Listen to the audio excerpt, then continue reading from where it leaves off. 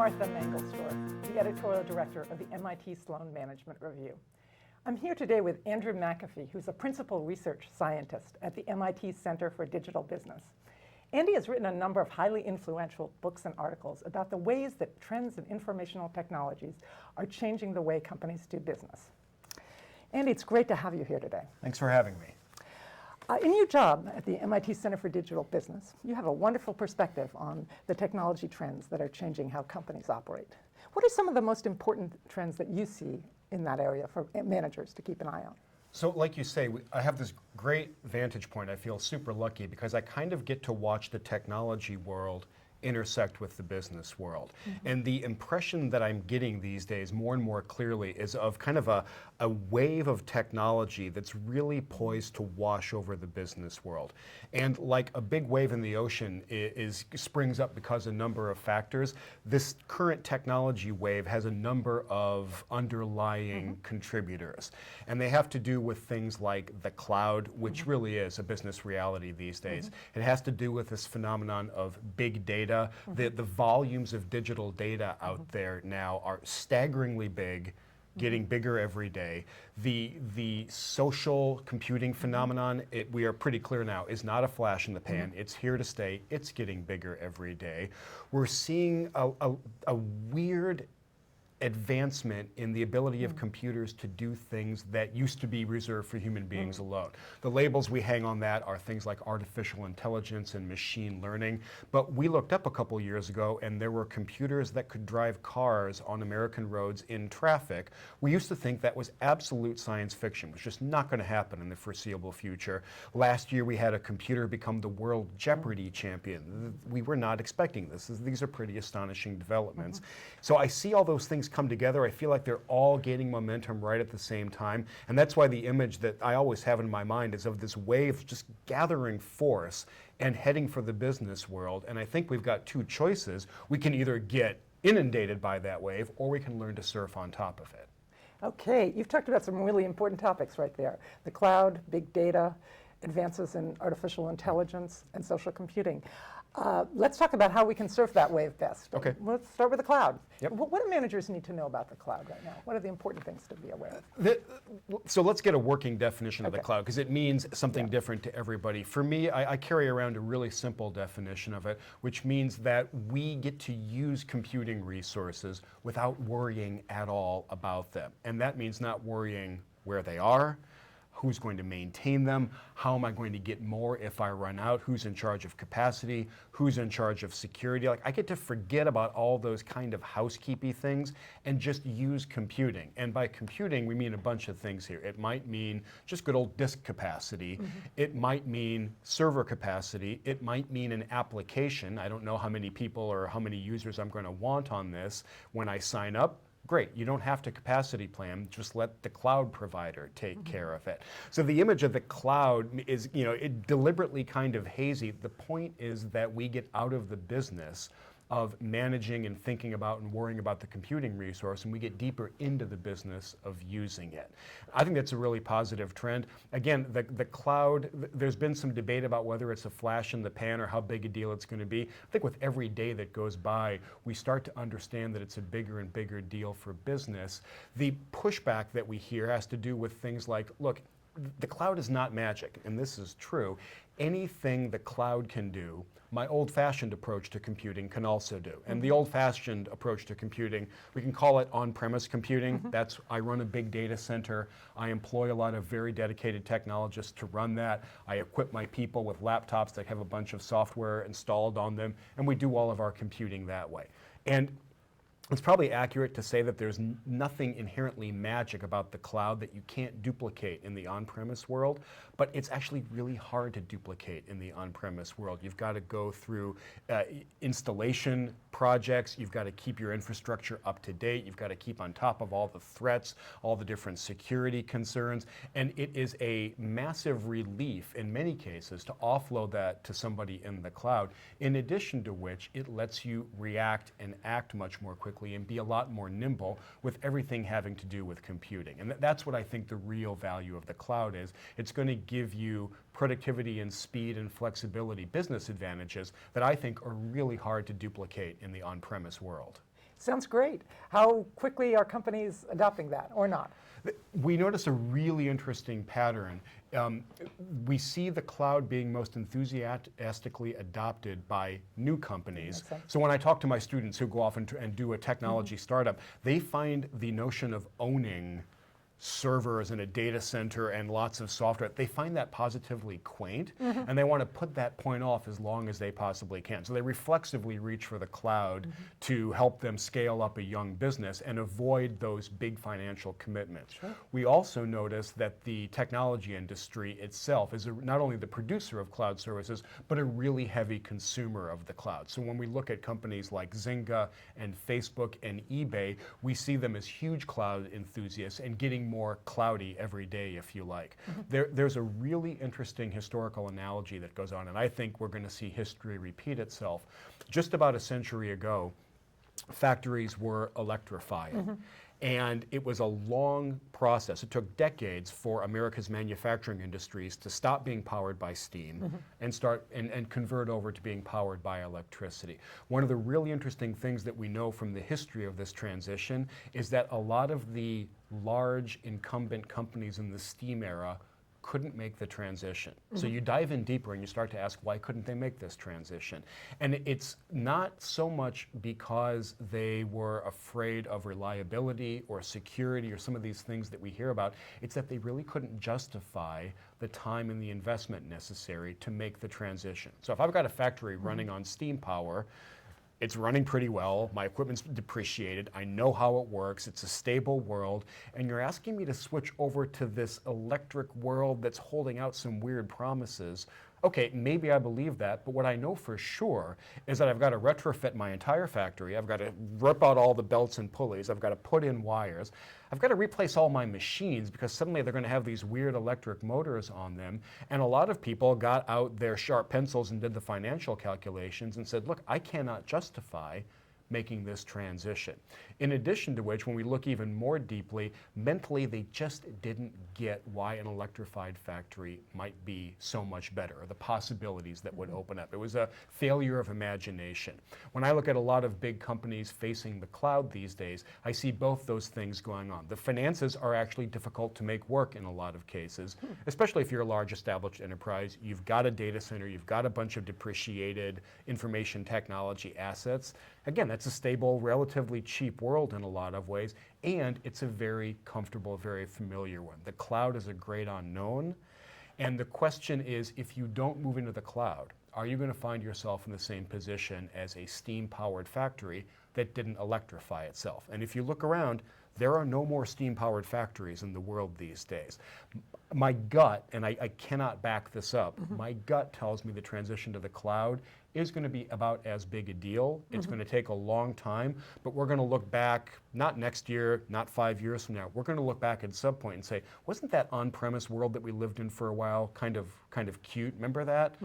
It's in the rear view mirror. So what do I do if I'm an executive in an established company? How should I be thinking about the cloud? The first thing to do is to be aware of the historical analogy, spend some time thinking about it, and think if what you and your professional technologists are doing is protecting the past from the future, or if you have the mindset of protecting the future from the past. I think that second mindset is the really important one to have in this era of ridiculous technology strength and technology capability that's coming at it.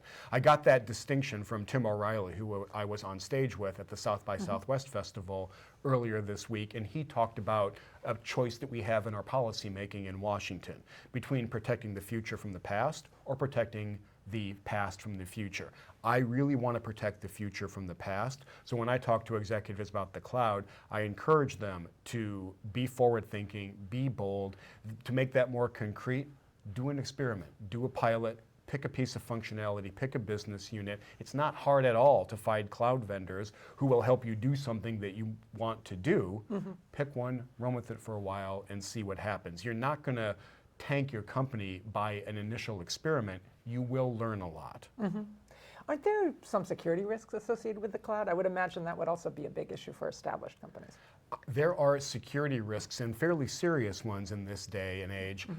associated with the network. And all companies enough. have a network. They come along with having interlinked computers, important data kept behind a firewall. This is not specific to the cloud. This is specific to everybody who wants to run a bunch of computers all talking to each other. These days, that's about everybody. As I look around, the biggest distinction I can see with the cloud is that there is a fair amount of regulation, and it varies country by country, prohibiting you from, for example, taking data outside the country without the consent of everyone involved. In particular with things like health information, there are a lot of restrictions on where you can put the data and how you can move it with and without different kinds of consent.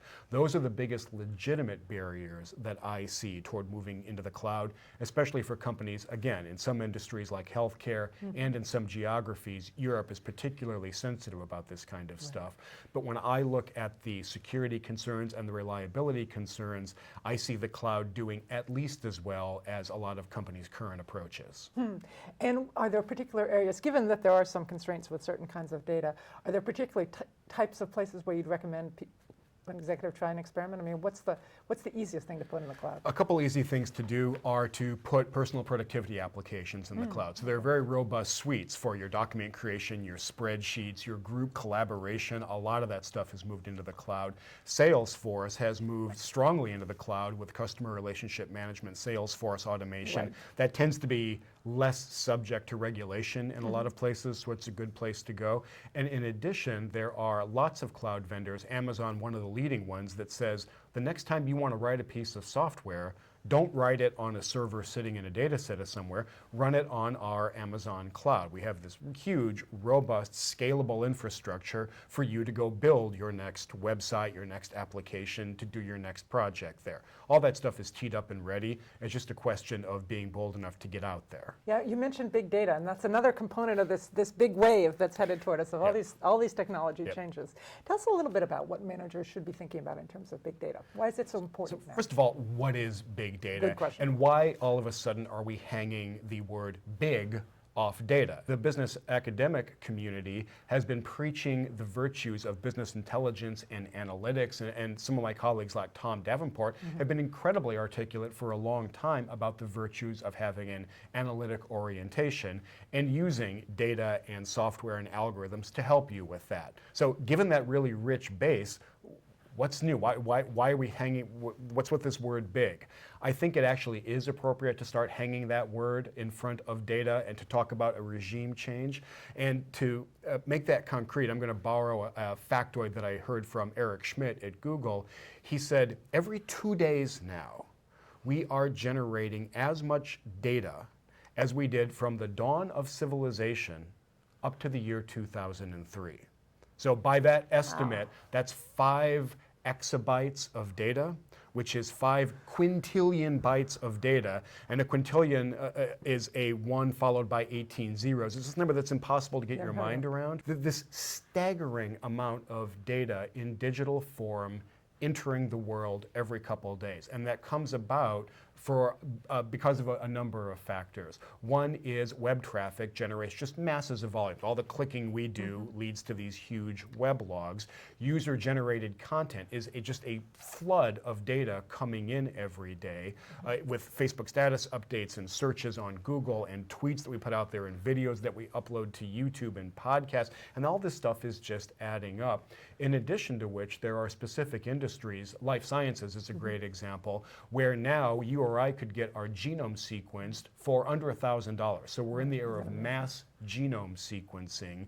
The human genome consists of about 3 billion base pairs of DNA. So when you sequence it, you have a huge amount of information for every one of us, let alone when you start to add all that stuff up and when you start to combine it with other kinds of healthcare information. So the data deluge is absolutely ridiculous, and it's coming at us quicker and quicker all the time. For example, when Apple launched the new iPad just a couple days ago, there were on the order of 10,000 tweets a minute during the launch announcement that had the word iPad in them. So we haven't been here before. This is a new regime of data availability for the world and certainly for the business world.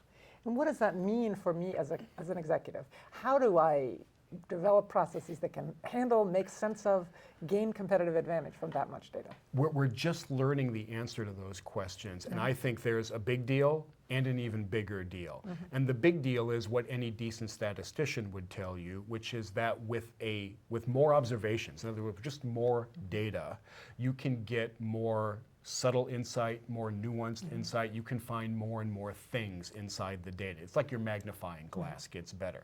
And a great example here is recommendation engines and personalization engines on the web, where the more Amazon knows about me and the more that after years of shopping there, they've got this huge amount of data about me and my clicks and my preferences and the things that I've looked at. They also have parallel information about millions of other people and their Amazon shopping history. If you get intelligent about that, you can refine the, hey, have you read this book? You might want to buy this piece of geek gear as well. And most of us are really impressed by how good those recommendations are. It's because they're taking advantage of this great magnifying glass and just huge amounts of data. That's the big deal. The bigger deal is that not only can we get more subtle kinds of insight, I think we get entirely new kinds of knowledge in a big data world. The guys at Google realized a while back that people start typing in words related to flu when their kid gets sick. That actually turns out to be a really good predictor of how the flu is spreading across the country. And for a while now, the Centers for Disease Control has been trying to monitor the spread of the flu during every winter and give heads up to hospitals to say, hey, you might want to get ready. They learned that Google is at least as accurate and at least a week earlier than the CDC. And the previous best methods by the pros we are substantially improved on by this completely ragged, individually generated, freely available Google search data. So this is the kind of insight that we're going to be able to get in a big data world that was unavailable in the previous world of just data. That's why I'm incredibly excited about it. I think that in the big data era, there is a whole new orchard of low-hanging fruit that's going to open up for companies and researchers. We should be super excited about it. IBM, for example, thinks that big data is going to be bigger than any other business they've come across, bigger than the internet, bigger than the PC revolution. I think that might not be hyperbole. Wow. And is big data similar to cloud computing in that it's easier to take advantage of as a newer company? I think it requires re-examination of not even so much processes as mindsets. Interesting. And by that I mean the way I see a lot of established companies making their decision these days is by HIPPO, which is a great acronym I heard a while back for highest paid person's opinion. And by that we mean there's a guy or a woman in the organization who is very, very high status, very prestigious, very experienced, and they got that way not because of the Peter Principle, but they earned their way there. They are very smart, maybe pretty well educated, they work their way up, they have deep domain expertise, they are the expert in their area, and so we're going to rely on them to make the decisions. The way they're doing it typically is by doing this brain-based intuitive pattern matching to say that product's going to be a hit, that one's not. I think this market's going to grow 7% next year because the last, and they're doing this intuitive decision making and prediction. What's really interesting to me is that a better answer has come along in a lot of these domains, which is if you have the decision, if you have the choice between making your decisions and your predictions based on intuition versus based on a good body of data and some smart algorithms, take the data. It's a really uncomfortable conclusion for a lot of people and a lot of companies, but the research I find overwhelming on this score. So the first mindset change is let's not rely so much on the intuitive expert. Let's try to let the data guide us. Where this gets even weirder to me is maybe the best person to understand our data and really get the insight from it doesn't work at this company and doesn't know anything about the domain of this problem. We've started to see some really weird results coming out of data science competitions, which is where a company or an organization gives a whole big body of data to this company on the web. One of them is called Kaggle that does this. And anyone around the web can download that huge body of data and start working on it, upload their prediction or their solution. What we're starting to see is that these guys do a great job. Data scientists can improve the baseline prediction time after time after time, not just by a marginal amount, but they can do a lot better than the previous best method, which is great. The really weird thing to me is that over and over again, the person who came up with that brilliant new method is from a totally different background and domain and world. So for example, here's our product forecasting problem. There's a guy over here trained in actuarial science who came up with the best answer to it. Now, we never would have predicted that. We never would have gone to this guy to say, hey, will you please help us improve our product forecasting? But he's demonstrating a flavor of expertise that's incredibly relevant and completely unexpected. And when I talk to the guys who are running these data science competitions, they tell me they get surprised when the solver, the winner, comes from the same domain as the person who posted the challenge. Is it because if you're in the industry, your assumptions color what you think of the data? That might be part of it. We have to dive in more. Right. I don't quite understand this yet. Part of it is that you might have blinders on based on what you've been doing for a long time. Another part of it is that the data science toolkit is a really young toolkit, and different people bring different elements of that toolkit. I think it's still very hard to predict which is the right tool, which is the right set of approaches for this problem. And what I love about this idea of open innovation and open data science is let's stop trying to predict where the expertise is to help us with this particular database challenge. Let's get out of that business altogether and let the world tell us where the expertise is. I think it's the difference between betting on a horse and hosting a horse race. And what companies have the ability to do now in this internetwork, cloud-based world, you can host all the horse races you want. And when I see the results of these data science competitions, I really do start to believe that the geek will inherit the earth. Now that's uncomfortable for the established intuitive experts in a lot of companies, and what I really want to watch going forward is how many well-established incumbent organizations can get out of the business of relying so much on their intuitive experts and start relying a bit more on letting the data lead them. Now the right solution is going to clearly involve a combination, because what my data scientist friends tell me is that you still need the experts and the deep domain expertise to figure out what problem to go work on next. But after that, after you've got the problem pretty well identified, throw it open, let the geeks manifest themselves.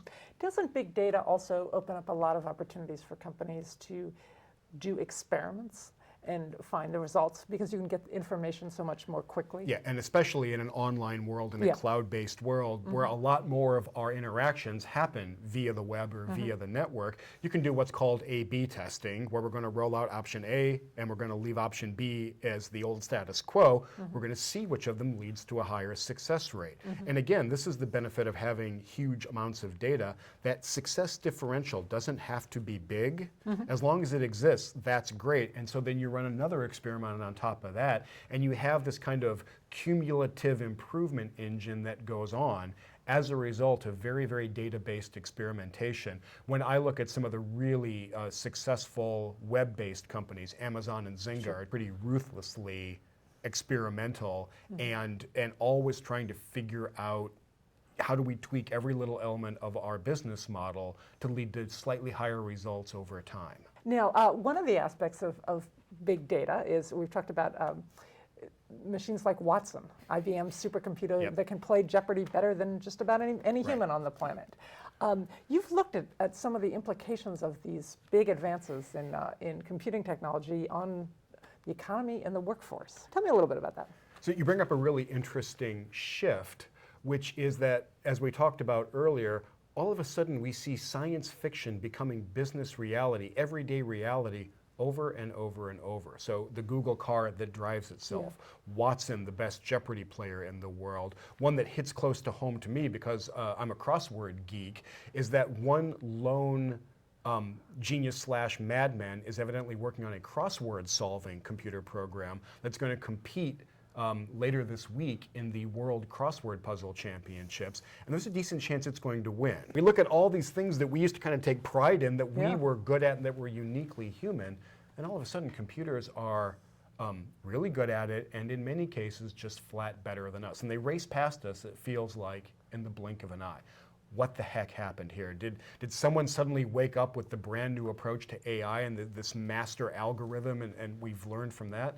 That's not what's gone on. When we looked at it, what we learned was that there are about 3 things coming together. The first is that computers just keep getting more powerful over time. And after Moore's law marches on long enough, basically everyone has access to a supercomputer. And the supercomputer that the big guys have access to is a staggeringly powerful machine.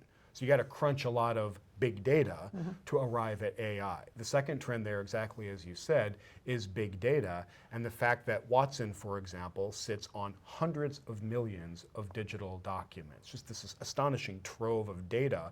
The Google car relies on Google Maps, Google Street View, that accumulated body of data.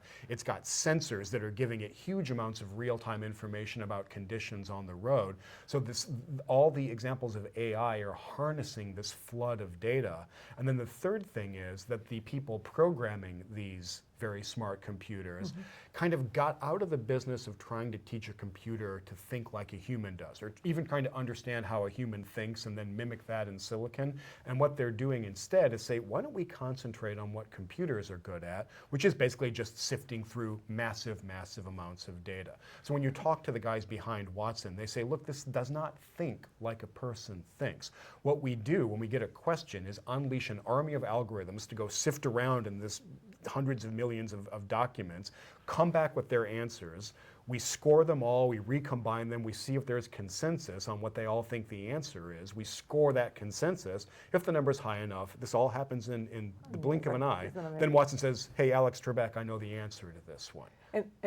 That's not how we work, but it's a really effective alternate to the way our brains work that gets to the same place and in fact actually gets ahead. And what does that mean for companies? It means that you had better be aware of this trend and looking at all the different ways that artificial intelligence, AI, and machine learning can be helpful to you. Because when we look at a lot of what current knowledge work consists of, it consists of two big activities: communication, what we're doing right now, and pattern matching, sifting through large amounts of information to find an answer and communicate that to somebody. That's only a little bit of a simplification. What we're learning in the era of powerful AI is that computers have improved by leaps and bounds in their ability to do both those. So a shorthand way to think about it is take Apple's Siri, the voice recognition and response system, hook it up to Watson, wait a few years, and then think about how many troubleshooters you need, how many customer service reps you need, and how those activities should change in an era of astonishingly powerful computers. I think we might look back in just a few years and find it quaint in most cases that we call up a company on the phone and a human being answers. That might be headed for the rearview mirror as well. Now, you've written that they're not only positive implications from this trend. You and Eric Bernalson have written a wonderful ebook called Race Against the Machine, looking at some of the implications of these remarkable advances in computing technologies for jobs and, by extension, for the economy.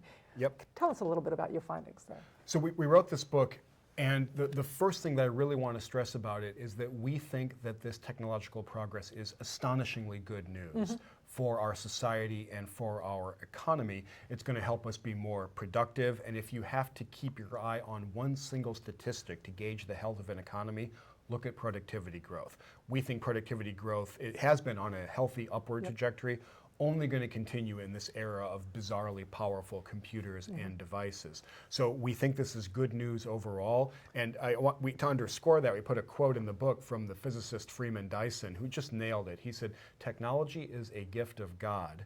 After the gift of life, it's perhaps the greatest of God's gift. Technology is the mother of civilizations, of arts, and sciences." And I love that, and I want to be absolutely clear that this is a cause for great optimism, this kind of progress.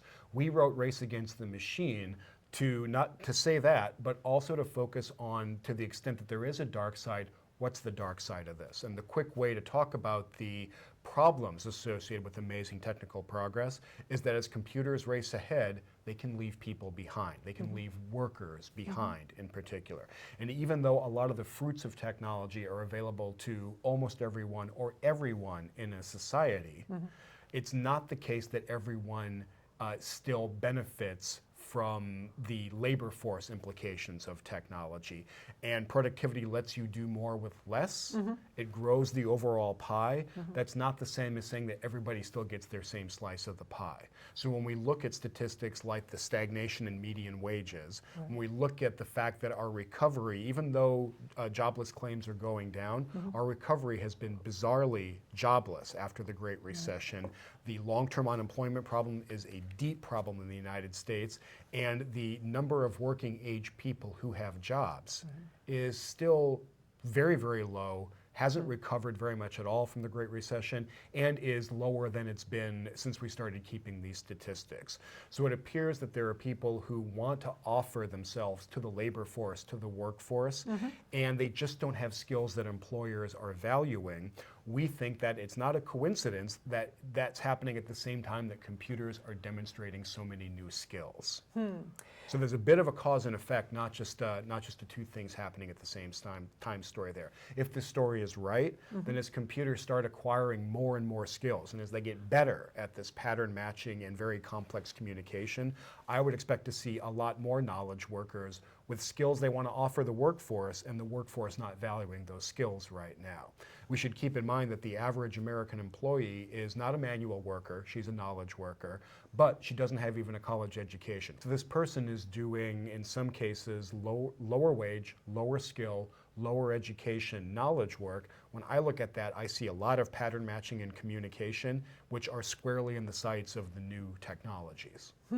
Now, pretty much since the start of the Industrial Revolution, we've been having technology changes which causes some displacement of workers, but also usually leads to economic growth. Is that going to be what happens here, or is this different now? So I've just articulated a 2-century-old concern, and a concern that has not been well-founded for 2 centuries. And in fact, it's now got a label. It's called the Luddite fallacy. The Luddites were skilled textile workers 2 centuries ago who started smashing looms because they thought that they were going to be put out of work. And then for 2 centuries since then, periodically during times of great technical progress, the Industrial Revolution, the mechanization of farms, the electrification of factories, some really bright people, including John Maynard Keynes, for example, came out and said, we're about to see a big wave of technological unemployment.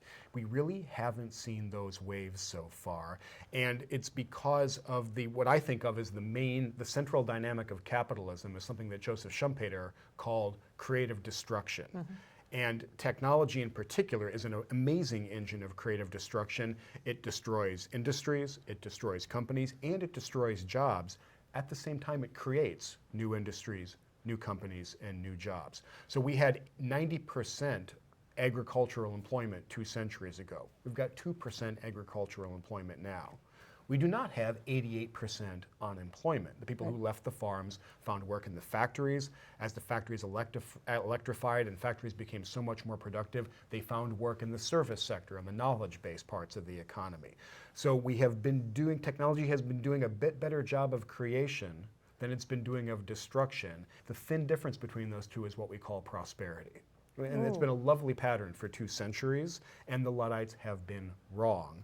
The question is, if anything, what's different now? And I can think of 3 things that are different. The first one is that it's the speed with which computers are getting better. And again, as recently as 2004, we thought that self-driving cars were a science fiction impossibility, basically.